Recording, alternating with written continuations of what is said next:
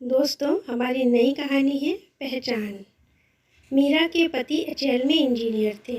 शादी के बाद कुछ दिन ससुराल में बिताकर जब मीरा अपने पति विनय के साथ एचएएल कॉलोनी बेंगलोर पहुंची तो बहुत उत्साहित थी। शादीशुदा जीवन को अपने अनुसार जीने का मौका जो मिल रहा था। एचएएल कॉलोनी में उन्हें 3 कमरे का बड़ा मकान मिल गया था।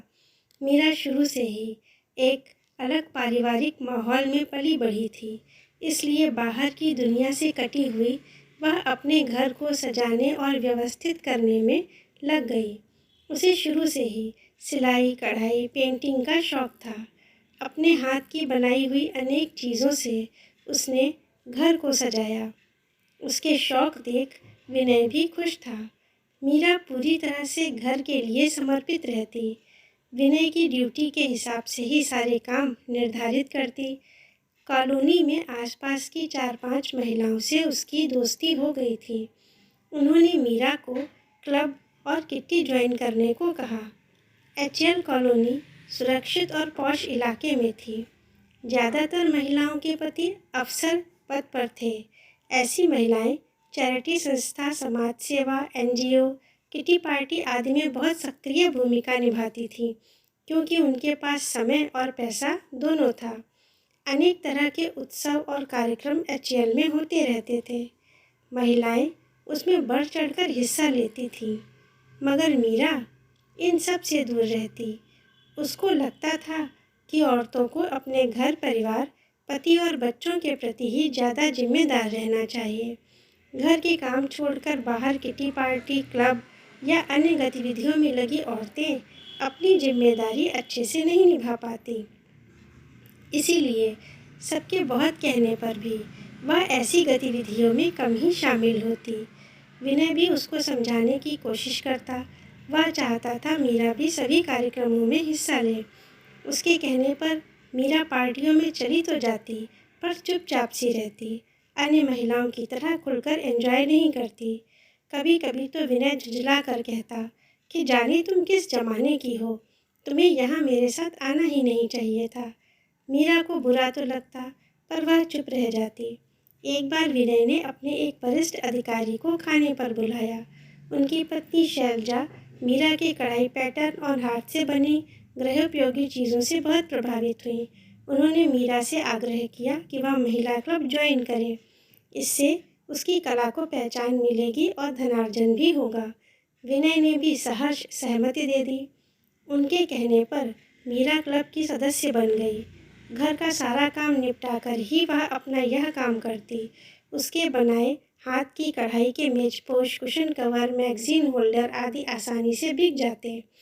सोसाइटी में लोग उसे जानने लगे थे। नए ऑर्डर भी मिलने लगे, लेकिन वह अभी भी अपनी पुरानी सोच पर अटकी हुई थी। इसीलिए दोनों बच्चों के जन्म के बाद ही उसने ऑर्डर लेना कम कर दिया। घर के काम के साथ बाकी का समय बच्चों की देखभाल में बिताने लगी। विनय ने किसी से कहकर उसके लिए एक हेल्पर की व्यवस्था कर दी। फिर भी वह बच्चों के काम खुद करती। धीरे धीरे बच्चे बड़े होने लगे। एमएससी पास होने के कारण वह उन्हें खुद पढ़ाती। अपनी इस दिनचर्या में मीरा इतनी व्यस्त रहती कि उसे अपने शौक पूरे करने का भी समय नहीं मिलता। किसी दूसरे का ऑर्डर कहाँ से पूरा करती। इसी तरह कुछ साल और बीत गए। बेटा शौर्य 12वीं में और बेटी मानसी 10वीं में आ गए।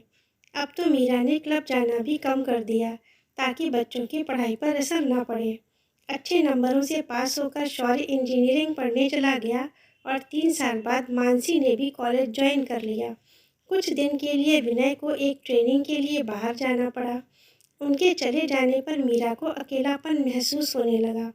अब उसे इंतज़ार रहता कि कब छुट्टी हो तो बच्चे और विनय घर आए। उनके आने से पहले निश्चित कर रखती कि बच्चों को पसंद का खाना बनाकर खिलाऊंगी।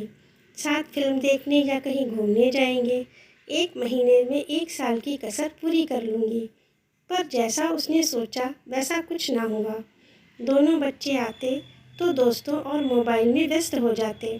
कहीं जाना तो दूर, उसके पास बैठने बात करने को भी तैयार ना होते। उनके कपड़े धोना, सुखाना, प्रेस करना, कमरे ठीक करना, ज़रूरत पड़ने पर पैसे दे देना, बस उसके हिस्से में यही सुख आया था।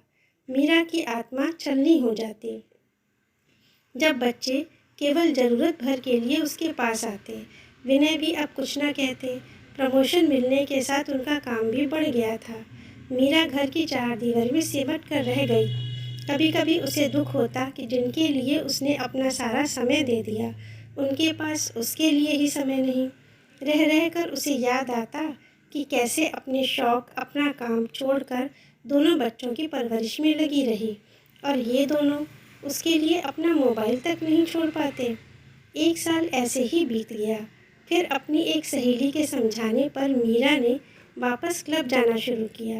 विनय का सहयोग मिलने पर उसने फिर से काम शुरू करने का दृढ़ संकल्प ले लिया। कॉलोनी में यह चर्चा का विषय बन गई।